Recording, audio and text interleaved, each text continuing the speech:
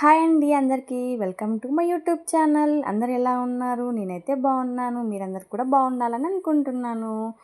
ఇప్పుడైతే నేను vegetable biryani prepare చేస్తున్నాను. దానికి కావాల్సిన పదార్థాలు ఏంటో చూసేయండి. ముందుగా కట్ చేసి పెట్టుకున్న క్యారెట్, ఆనియన్, టమాటో, ఆలు, ఇంకా ఇంట్లో మనకి ఎలాంటి వెజిటేబుల్స్ ఉన్నా కానీ వేసుకోవచ్చు అనమాట. నాకు ఇవే అవైలబుల్ ఉన్నాయి కాబట్టి ఇవే వేసుకుంటున్నాను.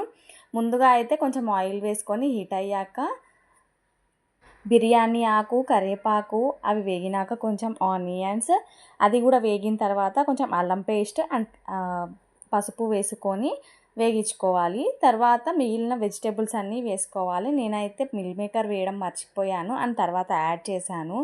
తర్వాత అయితే టమాటోస్ కూడా యాడ్ చేసుకోవాలన్నమాట. కొంచెం వెజిటేబుల్స్ అన్నీ మగ్గిన తర్వాతకి కొంచెం పెరుగు యాడ్ చేసుకోవాలి.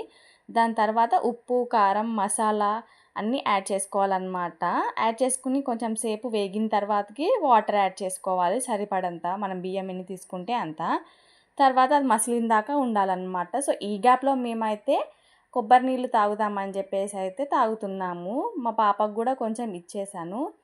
తనైతే చూడండి ఎలా తాగుతుందో. తనకైతే కోకోనట్ వాటర్ అంటే చాలా ఇష్టం. తీయగా ఉంటే అయితే మంచిగా తాగుతుంది, తీయగా లేకపోతే అయితే తాగదనమాట.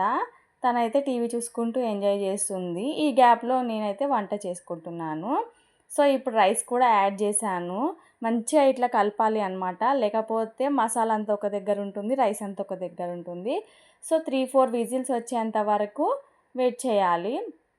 ఇప్పుడైతే చూసారు కదా, యమ్మీ యమ్మీ వెజిటేబుల్ పులావ్ అయితే రెడీ అయిపోయింది.